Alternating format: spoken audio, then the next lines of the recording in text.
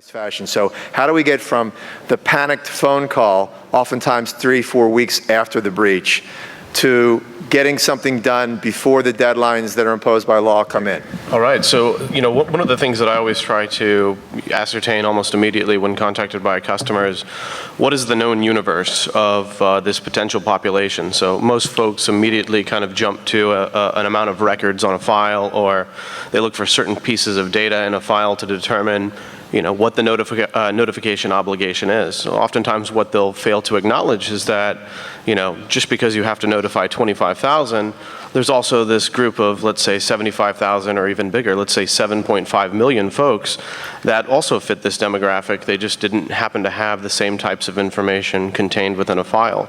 So in essence, what happens is, you go live with a breach notification, you're planning for responding and managing the bandwidth of what 25,000 folks getting a notification can do, which is fairly manageable. And next thing you know, calls are coming in, and you're getting media inquiries, and it just really takes 1 or 2 bloggers to find the story sexy and then begin to spin it way out of control, and it can get serious. So we've seen things where customers' websites have gone down.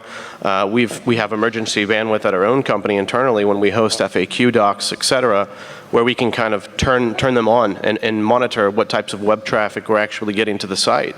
One of the worst things you can do is direct folks to your website for information and then have it down because it's essentially had its own denial of service attack because of the sheer volume. So, knowing the universe of whom you're responding to, knowing what the likelihood of, the press grabbing the story and spinning it is going to be very important. And then that kind of runs together with, lack of experience. So we're all in this room trying to get experience.